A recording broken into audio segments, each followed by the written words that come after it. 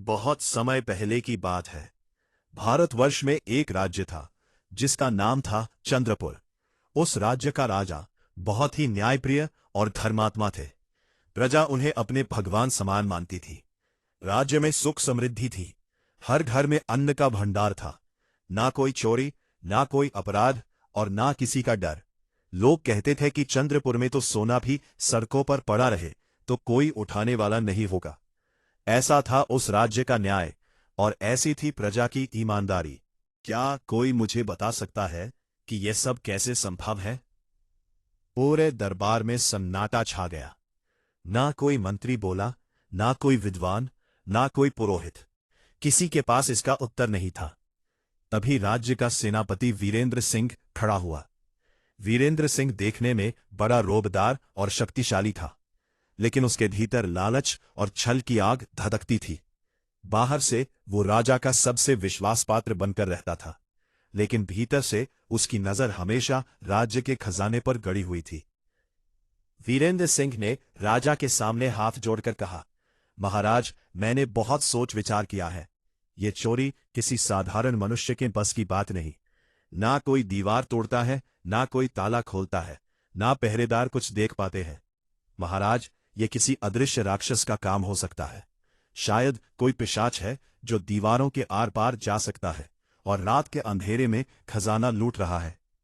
यह सुनकर दरबार में खलबली मच गई। दरबारियों के चेहरे पर डर साफ दिखाई देने लगा। सैनिक आपस में कानाफूसी करने लगे। एक सैनिक बोला, मैं भी रात को खजाने के पास अजीब आवाजें सुनी थी। दूसरा बोला, मुझे भी वहां कोई परछाई दिखी थी।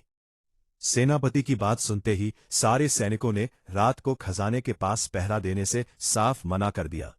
धीरे धीरे ये बात पूरे राज्य में फैल गई। गांव-गांव, शहर-शहर लोग अदृश्य राक्षस की बातें करने लगे। रात को घर से बाहर निकलना लोगों ने बंद कर दिया। बूढ़े लोग कहने लगे कि राज्य पर कोई अभिशाप आ गया है। और इस तरह से राज्य के चारों तरफ भय और अंधे विश्वास का अंधेरा छाने लगा। उधर उसी राज्य के एक छोटे से गांव में एक गरीब किसान रहता था। उसकी एक बेटी थी जिसका नाम राधिका था। राधिका देखने में साधारण थी, लेकिन बुद्धि मैं किसी राज पंडित से कम नहीं थी। बचपन से ही उसे हर बात में तर्क और विचार करने की आदत थी। गांव वालों की उलझी हुई समस्याओं को वह चुटकियों में सुलझा देती थी। कोई खेत का झगड़ा हो, कोई पानी का विवाद हो, कोई जानवर खो जाए, राधिका के पास हर समस्या का उपाय रहता। गांव वाले कहते थे कि इस कन्या को साक्षात देवी सरस्वती ने बुद्धि का वरदान दिया है। जब राधिका ने अदृश्य राक्षस वाली बात सुनी तो वह जोर से हंस पड़ी। उसके पिता ने पूछा, क्या हुआ बेटी, तू हंस क्यों रही है? पूरा राज्य डरा हुआ है और तुझे हंसी आ रही है। राधिका ने कहा, पिताजी आप ही बताइए, राक्षसों को इंसानी सोने चांदी की क्या जरूरत? राक्षस तो माया से जो चाहे वो बना सकता है। फिर वो चोरी क्यों करेगा? ये कोई राक्षस नहीं है पिताजी, ये किसी लालची इंसान का काम है जो राक्षस के नाम की आड़ में अपना पाप छिपा रहा है। पिता ने कहा, लेकिन बेटी ताला बंद रहता है, पहरा भी रहता है, फिर चोरी कैसे होती है? राधिका बोली, पिताजी जहां लालच होता है वहां इंसान ऐसे रास्ते खोज लेता है जो किसी को दिखाई नहीं दे। मुझे एक बार उस खजाने को देखने दीजिए, मैं सब पता लगा लूंगी। पिता बोले, तू पागल हो गई है क्या? तू एक किसान की बेटी है, राजा के दरबार में कौन तेरी बात सुनेगा? राधिका ने कहा, पिताजी सत्य बोलने वाले को कोई नहीं रोक सकता, बस आप मेरे साथ चलिए। अगले दिन राधिका अपने पिता के साथ राजधानी पहुंची और राजा के दरबार में जा खड़ी हुई। जब उसने कहा कि वो खजाने की चोरी का रहस्य सुलझा सकती है, तो सारे दरबारियों ने उसे हैरानी से देखने लगे। सेनापति वीरेंद्र सिंह ने व्यंग्य से कहा, महाराज देखिए, एक गांव की साधारण लड़की कह रही है कि वो काम कर देगी जो राज्य के बड़े बड़े विद्वान और शूरवीर नहीं कर पाए। सभी दरबारी हंसने लगे, लेकिन राधिका जरा भी नहीं घबराई। वो शांत भाव से खड़ी रही और राजा की ओर देखकर बोली, महाराज मुझे बस एक रात के लिए खजाने के भीतर जाने की अनुमति दे दीजिए। अगर मैं चोर का पता नहीं लगा पाई तो आप जो दंड देना चाहे दे देना। लेकिन अगर मैंने चोर पकड़ लिया तो यह राज्य जान जाएगा कि बुद्धि के आगे कोई राक्षस नहीं टिकता। राजा ने उसके चेहरे पर जो विश्वास देखा वो अनोखा था। राजा बोले, ठीक है कन्या, तुम्हें अनुमति है। आज रात तुम खजाने में जाओ और अपना काम करो। यह सुनकर सेनापति का चेहरा एक पल के लिए पीला पड़ गया, लेकिन उसने तुरंत खुद को संभाल लिया और मुस्कुराते हुए बोला, जैसी महाराज की आज्ञा। लेकिन भीतर ही भीतर उसका मन कांप उठा था। अब देखना यह होगा कि राधिका की बुद्धि सेनापति के छल पर भारी पड़ती है या सेनापति का अंधेरा इस बार भी जीत जाता है। रात का अंधेरा धीरे धीरे चंद्रपुर पर छाने लगा। पूरे राज्य में सन्नाटा पसरा हुआ था। सड़कों पर कोई नहीं था, दुकानें बंद थीं और घरों के दरवाजे अंदर से बंद थे। अदृश्य राक्षस के डर ने लोगों को इतना भयभीत कर दिया था कि कोई घर से बाहर निकलने की हिम्मत नहीं कर रहा था। लेकिन उसी रात एक लड़की थी जो बिना किसी डर के राजमहल की ओर बढ़ रही थी। वो लड़की और कोई नहीं, राधिका थी। उसके हाथ में एक छोटी सी पोटली थी जिसमें उसने कुछ विशेष सामग्री बांध रखी थी। राधिका जब खजाने के द्वार पर पहुंची तो राजा स्वयं वहां उपस्थित थे। राजा ने उसे देखा और बोले, कन्या, अभी भी समय है, तुम चाहो तो लौट सकती हो। यह कोई साधारण काम नहीं है। राधिका ने मुस्कुराकर कहा, महाराज, डर तो उसे लगता है जो गलत काम करता है। मैं तो सत्य की खोज में जा रही हूं। सत्य के साथ स्वयं भगवान खड़े रहते हैं, फिर मुझे किसका भय। राजा ने खजाने का ताला खुलवाया। राधिका भीतर गई और पीछे से दरवाजा बंद कर दिया गया। खजाने के भीतर घुप अंधेरा था। राधिका ने एक छोटा सा दीपक जलाया। चारों ओर सोने चांदी के बक्से रखे हुए थे। हीरे जवाहरात की टिकटियां थीं और मोतियों के थैले थे। इतना धन देखकर किसी का भी मन ललचा जाए। लेकिन राधिका की नजर धन पर नहीं थी। उसकी नजर फर्श पर थी, दीवारों पर थी और तालों पर थी। वो ध्यान से हर चीज को देख रही थी। तभी उसने अपनी पोटली खोली।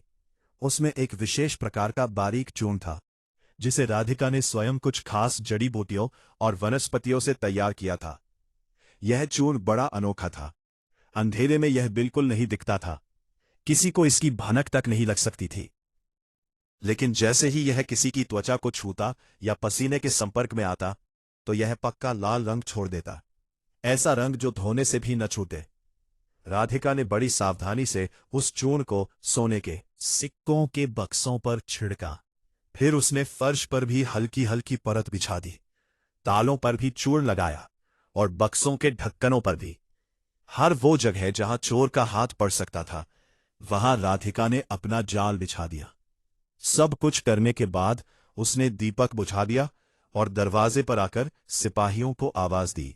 दरवाजा खोला गया। राधिका बाहर निकली और खजाने का ताला फिर से लगा दिया गया। राधिका ने चाबी स्वयं राजा के हाथों में रख दी और बोली, महाराज, अब बस सुबह का इंतजार कीजिए। कल सुबेरे सब कुछ साफ हो जाएगा। राजा ने चाबी ली और राधिका को विश्राम करने भेज दिया। रात बीती, सुबह का सूरज निकला। राजा ने संदेशवाहक भेजकर सभी दरबारियों, मंत्रियों, सेनापति और प्रमुख सैनिकों को दरबार में बुलवाया। राधिका भी वहां पहुंच गई। सभी के सामने राजा ने खजाने का ताला खोलने का आदेश दिया। जब खजाने का दरवाजा खुला तो अंदर जाकर देखा गया कि फिर से सोने के कई सिक्के गायब थे। बक्से पहले से और खाली दिख रहे थे। ये देखते ही सेनापति वीरेंद्र सिंह तुरंत आगे आया और ऊंची आवाज में बोला, देखा महाराज, मैंने पहले ही कहा था, ये किसी साधारण मनुष्य का काम नहीं है। ये अदृश्य राक्षस का काम है। ना ताला टूटा, ना दीवार, ना कोई दिखा, फिर भी सिक्के गायब। अब तो आपको विश्वास हो गया होगा कि ये कोई पिशाच है जो इस खजाने पर कब्जा करना चाहता है। इस लड़की के आने से कुछ भी नहीं बदला। वीरेंद्र सिंह ने राधिका की ओर देखकर व्यंग्य से कहा, क्यों कन्या, तुम्हारी बुद्धि ने क्या पता लगाया? कोई राक्षस दिखा कि नहीं? पूरे दरबार में फिर से खलबली मच गई। दरबारी आपस में फुसफुसाने लगे। कुछ ने तो कहा कि अब इस खजाने को छोड़ देना चाहिए, राक्षस से लड़ना बेकार है। लेकिन तभी राधिका ने एक कदम आगे बढ़ाया। उसके चेहरे पर एक शांत मुस्कान थी। वो मुस्कान ऐसी थी जैसे उसे पहले से पता हो कि आगे क्या होने वाला है। राधिका ने राजा की ओर देखकर बड़े ही शांत स्वर में कहा, महाराज, मेरी एक विनती है। आप आज्ञा दीजिए कि इस दरबार में जितने भी लोग उपस्थित हैं, चाहे वो मंत्री हो, सैनिक हो, दरबारी हो या सेनापति हो, सभी अपने हाथ आगे करें और अपनी पगड़ियों को उतारें। सेनापति ने तुरंत विरोध किया, ये क्या बकवास है? हम कोई अपराधी नहीं है जो हमारी जांच हो। राधिका बोली, सेनापति जी, अगर आपने कुछ नहीं किया है तो डर किस बात का? एक निर्दोष व्यक्ति को जांच से क्यों घबराना चाहिए? राजा ने राधिका की बात सुनी और तुरंत आदेश दिया, सभी लोग अपने हाथ दिखाए। एक एक करके सभी दरबारियों ने अपने हाथ दिखाए। किसी के हाथ देखे तो साफ थे, मंत्रियों के हाथ देखे गए सब साफ, सैनिकों के हाथ देखे गए सब साफ। लेकिन जैसे ही सेनापति वीरेंद्र सिंह की बारी आई, उसने अपने हाथ पीछे छिपा लिए। राधिका ने कहा, सेनापति जी, आप क्यों घबरा रहे हैं? अपने हाथ दिखाइए। राजा ने भी खड़ी आवाज में कहा, सेनापति जी, अपना हाथ दिखाओ, यह हमारा आदेश है। वीरेंद्र सिंह के पास अब कोई रास्ता नहीं था। जैसे ही उसने कांपते हुए अपने हाथ आगे किए, पूरे दरबार में सन्नाटा छा गया। उसकी दोनों हथेलियों पर, उंगलियों पर और नाखूनों के बीच में गहरा लाल रंग लगा हुआ था, वही पक्का लाल रंग जो राधिका ने सिक्कों और बक्सों पर छिड़का था। राजा ने हैरान होकर पूछा, ये क्या है सेनापति? ये रंग तुम्हारे हाथों पर कैसे आया? वीरेंद्र सिंह का चेहरा सफेद पड़ गया, उसके होंठ कांपने लगे, वो कुछ बोल नहीं पा रहा था। राधिका ने आगे बढ़कर राजा से कहा, महाराज, कल रात मैंने खजाने में एक विशेष चूर्ण छिड़का था। ये चूर्ण अंधेरे में दिखाई नहीं देता, लेकिन जैसे ही कोई इसे छूता है तो वो रंग उसके हाथ में लग जाता है, जो दिनों तक नहीं छूटता। अब अगर कोई अदृश्य राक्षस चोरी कर रहा होता तो ये रंग किसी इंसान के हाथों पर क्यों लगता? ये रंग सेनापति के हाथों पर है। इसका मतलब साफ है कि रात को खजाने में कोई राक्षस नहीं बल्कि स्वयं सेनापति वीरेंद्र सिंह गए थे। ये सुनकर राजा का क्रोध 7वें आसमान पर पहुंच गया। उन्होंने गरज कर कहा, सेनापति, सच सच बताओ, तुम खजाने में कैसे जाते थे? ताला तो बंद रहता था, दीवारें साबुत थी, फिर तुम अंदर कैसे पहुंचे? वीरेंद्र सिंह अब टूट चुका था, उसके पैर लड़खड़ा गए और वो राजा के सामने गिर पड़ा। कांपती आवाज में बोला, महाराज, मुझे क्षमा कर दीजिए। मैंने खजाने के नीचे से एक गुप्त सुरंग बनवाई थी। वह सुरंग मेरे अपने कक्ष तक जाती है। हर रात मैं उसी सुरंग से खजाने में जाता था, सिक्के उठाता था और वापस आ जाता था। किसी को ये पता ना चले, इसीलिए मैंने अदृश्य राक्षस की कहानी गढ़ी ताकि सभी डर जाए और कोई सच्चाई ना खोजे।